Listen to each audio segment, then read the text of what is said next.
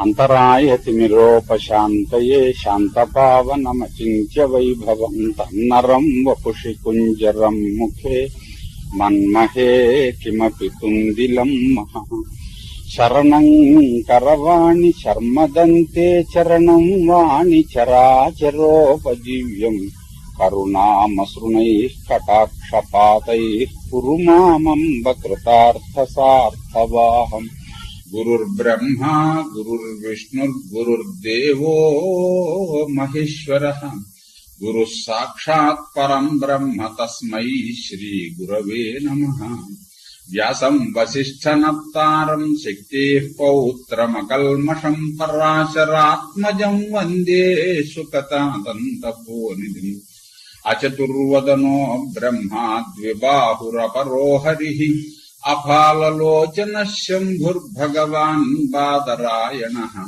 వంశీ విభూషితకరన్నవనీరదాభాత్ పీతాంబరాదరుణబింబఫలాధరోష్ఠాత్ పూర్ణేందు సుందరముఖాదరవిందనేత్రాత్ కృష్ణాత్ పరం కిమపి తత్వమహం న జానే. గోష్పదీకృతవారాశిం మశకీకృత రాక్షసం రామాయణ మహామాలారత్నం వందే నీలాత్మజం. ఆపదామపహర్తారం దాతారం సర్వసంపదాం లోకాభిరామం శ్రీరామం భూయో భూయో నమామ్యాం. పూజ్యాయ రాఘవేంద్రాయ సత్యధర్మరతాయ చ భజతాం కల్పవృక్షాయ నమతాం కామధేనవే. నారాయణం నమస్కృత్య నరం చైవ నరోత్తమం దేవీం సరస్వతీం వ్యాసం తతో జయముదీరయేత్. ఎవరికైనా పని అప్పగిస్తున్నాడు ఆయన. ఈ పని ఎవరికి అప్పచెడదాం, అతడు చేస్తాడా ఇతడు చేస్తాడా అని సలహా అడుగుతున్నాడు. నాకు అప్పగించిన పక్షంలో నేను చేస్తానండి అని కూడా చెప్పాలి. అన్యస్మిన్ ఇంకొకడికి ఎవరికైనా అప్పగిద్దామా అని అనుకున్న పక్షంలో దానికి ఏదన్నా మళ్ళీ అయ్యో వాడు లేడే, వాడికి ఉంటే ఈ పని అప్పచెబుదాం అనుకున్నాము అని అంటే అది అంత తొందరగా అవ్వాల్సిన పని అయితే నేను చేయగలను, ఆ పని నాకు అప్పగిస్తే నేను చేస్తాను అని నువ్వు చేయగలిగిన పని గనకైతే ఒక్కొక్కప్పుడు నువ్వు కావాలని కోరుకుని కూడా చేసి సంతోషపెట్టాలి పైవాడిని అని చెప్పాను. ఆయన కింకరవాణితి నాకేం పని చెప్పారు, నేను ఖాళీగా ఉన్నాను అని ముందర తనే వెళ్ళి అడగాలిట. నాకు నేనేదో ఈ పని చూడమన్నారు, అది చూశాను అయిపోయింది, ఇంకేదన్నా నేను చూడవలసిన పని ఉంటే చెప్పండి నేను చూస్తాను అని తనే వెళ్ళి అడగాలిట. లేకపోతే ఏమయ్యా 2 రోజుల నుంచి ఏం చేస్తున్నావు అని అంటాడు వాడు. మొన్న అప్పు చెప్పిన పని అయిపోయింది, ఇంకో పని నాకేం చెప్పలేదు అంచేత నేను కూర్చున్నాను అంటే నీకేం చెప్పబోతే మనం ఊరికి కూర్చుంటావు అన్నమాట అని వాడు అనొచ్చు.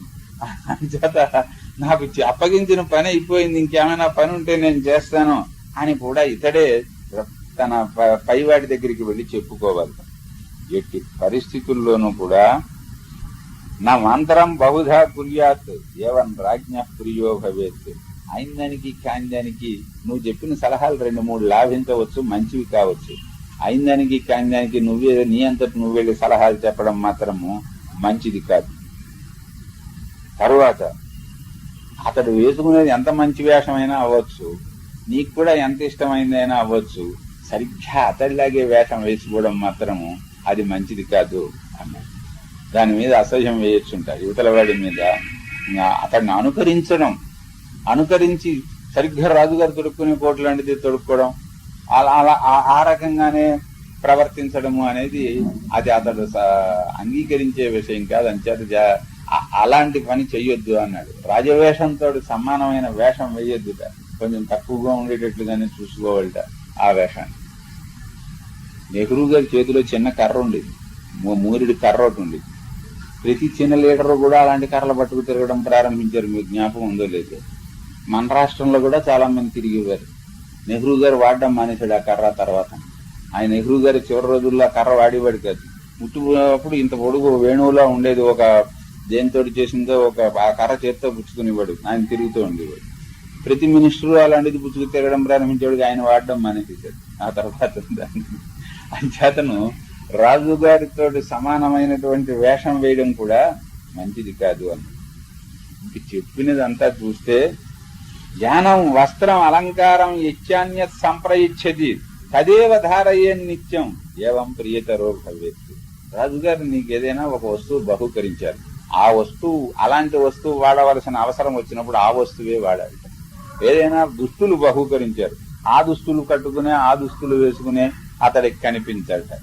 అలా చేస్తే మనం చేసినటువంటి దానికి ఇతడు సంతోషించాడు, తృప్తి పడ్డాడు, అంచేతను మన యందు ప్రేమతోటి ఇతడు ప్రవర్తిస్తున్నాడు అని అతడు అనుకుంటాడట. ఇలాగా ప్రతి విషయం మీరు ఆలోచిస్తూ జాగ్రత్తగా పరిపాలకుని మీరు సేవించండి. ఇలా సేవిస్తే మీకు ఇబ్బందులేవి రావు అని ధౌమ్యుడు చెప్పాడు.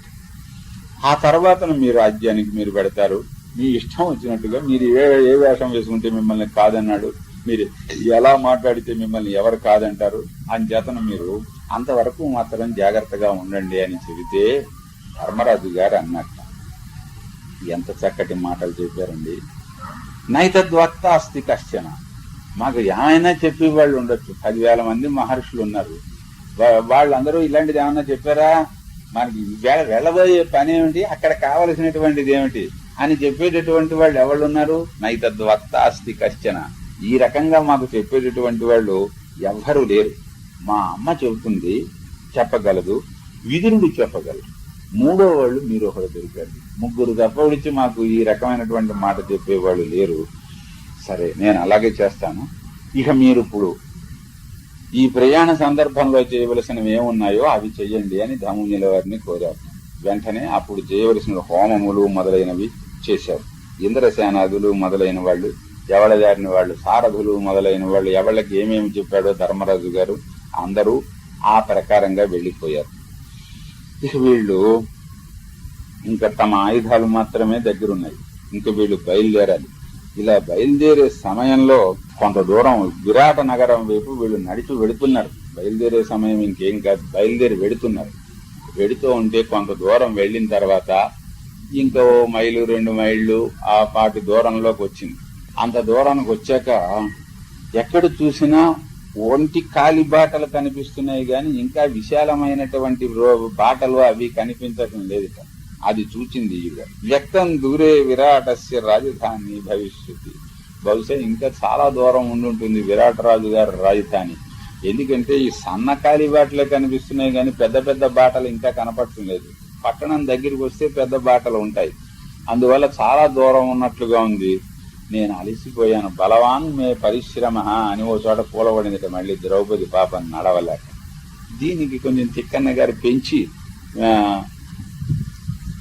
డప్పు జన్నించే వ్రేళ్ళుల పుటంబులు ఏదో చేయసాగే అని అంటారు. దప్పికొస్తుంది, వేళ్ల పుటాలు నెప్పులు పడుతున్నాయి అని ఓ పద్యం అంతా వర్ణిస్తుంది.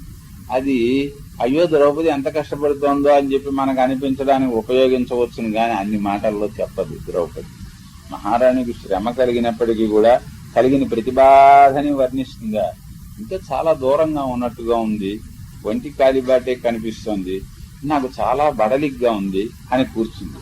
ఆ బడలిక ఎందువల్ల వచ్చిందో, కాళ్ళు వేగంగా బొబ్బలెక్కాయి, వేళ్లు నెప్పులు పడుతున్నాయి, నెత్తురు జిప్పిల్లుతోంది అని ఈ వర్ణనం అంతా కూడా చేసింది.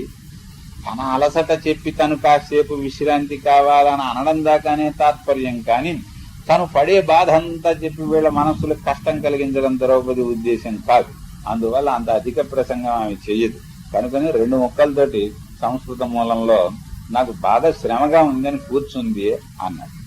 వెంటనే ధర్మరాజు గారు ఏం చేసేట అంటే అర్జునుడిని పిలిచాడు. ధనంజయ సముద్యమ్య పాంచాలిం వహ భారత అన్నాడు. ఆవిడని నడవలేకపోతుంది, కాసేపు ఆవిడని ఎత్తుకో అన్నట్ట ధర్మరాజు గారు. చంటి పిల్లని ఎత్తుకున్నట్టుగా ద్రౌపదిని పాపం ఎత్తుకుని మోసుకుని వచ్చేట ధనంజయుడు అర్జునుడు కొంత దూరం తీసుకుని వచ్చాడు. అలాగ చాలా దూరం వచ్చి ఇక ఊరు బాగా దగ్గరికి వచ్చింది అన్న తర్వాత అప్పుడు దింపారు. ఇక రాజధాని కనిపించేస్తోంది, ఊరు బాగా దగ్గరికి వచ్చేసేసింది, కనిపిస్తోంది. ఇక ఇప్పుడు మనం అబ్బాయి ఈ ఆయుధాలతో బయలుదేరి ఇలాగే వెళ్ళాము అంటే ఇక వేరే చెప్పక్కర్లేదు, ఇది భీమసేనుడు కదా, ఇది అర్జునుడు గాంధీవము అని చెప్పి మన ఆయుధములు చూడగానే మనం ఫలానా అని జనానికి తెలిసిపోతుంది. ఏం చేద్దాం ఈ ఆయుధాలని, ఎంతో కష్టపడి సంపాదించుకున్నటువంటివి, దేవతలు ఇచ్చినటువంటివి, ఇటువంటి ఆయుధాలని ఏం చేయాలి అని ధర్మరాజు గారు అన్నట్ట. అంటే మళ్ళీ కర్మంజాలకు తెలిసిపోయాము అంటే 5గురిలో ఏ ఒక్కడు బయటపడ్డా గాని 12 సంవత్సరంలో 5గురు మళ్ళీ అరణ్యవాసం చేయవలసిన అవసరము, ఒక సంవత్సరం అజ్ఞాతవాసం చేయవలసినవి కూడా వస్తాయి. అంచేతను ఏం చేద్దాము అని అంటే, ఇదిగో ఈ ఎత్తైన ప్రదేశంలో ఇక్కడ ఒక జమ్మి చెట్టు ఉంది. ఈ జమ్మి చెట్టు చాలా భయంకరంగా ఉంది. దీని చుట్టూ రుప్పలు అవి ఉన్నాయి. శ్మశానానికి దగ్గరగా ఉంది. ఈ చెట్టు కింద రుప్పలు అవి ఉన్నాయి అన్న మాటకు అర్థం చెట్టు దగ్గరికి ఎవరు చేరటం లేదు అని. మనుషులు జంతువులు తిరగడం ప్రారంభిస్తే అక్కడ మొక్కలు రుప్పలు ఉండేటటువంటి అవకాశం ఉండదు. అంచేత కింద పుట్టలు రుప్పలు ఇలాంటివన్నీ కూడా ఉన్నాయి. శ్మశానానికి దగ్గరగా ఉంది కూడా కనుక ఏదో అక్కడికి వెళ్ళిన వాళ్ళు ఆ పని అవజేసుకుని తొందరగా వెళ్ళిపోతారు తప్పటికి శ్మశాన ప్రాంతంలో సంచరించడానికి జనం భయపడతారు.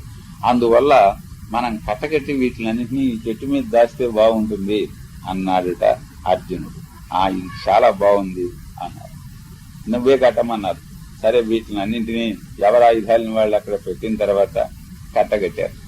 కట్టగట్టి దాని ఒక మోపు కింద తయారు చేసిన తర్వాత ధర్మరాజు గారు అన్నట్ట ఒక్కొక్కటి వాళ్ళు దీన్ని ఇక్కడ పెడుతున్నాం, సైంధవుని దీంతో జయించాం, వాణ్ణి జయించాం, వీడిని జయించామని ఆయుధాలు విడిచిపెట్టాలంటే వాళ్ళకి చాలా బాధేసింది. బాధపడుతూ వాటిని అక్కడ పెట్టారు. పెట్టిన తర్వాత నకులుడితోటి చెప్పారట, అబ్బాయి నువ్వు దీన్ని పట్టుకుని వెళ్ళి పైన పెట్టురా అన్నారు. నకులుడు నెక్కించారు చెట్టు. నకులుడు తీసుకుని వెళ్ళి వర్షం కురవడానికి వీల్లేని ప్రదేశంలో కొమ్మల కింద ఉన్న కొమ్మకి దీన్ని వేళ్లాడగట్టారు. వాళ్ళ అదృష్టవశాత్తు అక్కడ ఎవరిలో పోతే వీళ్ళ అదృష్టవశాత్తు అని చెప్పాను. ఒక శవం ఒకటి కనిపించింది, ఒక స్త్రీ శవం.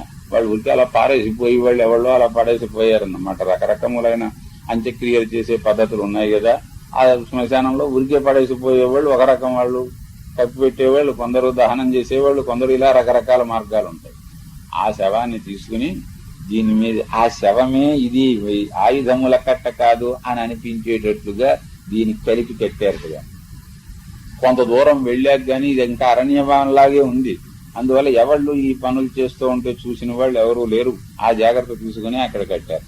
స్వస్తి ప్రజాభ్య పరిపాలయంతాం న్యాయేన మార్గేణ మహీం మహిషా గోబ్రాహ్మణేభ్య శుభమస్తు నిత్యం లోకాః సమస్తాః సుఖినో భవంతు.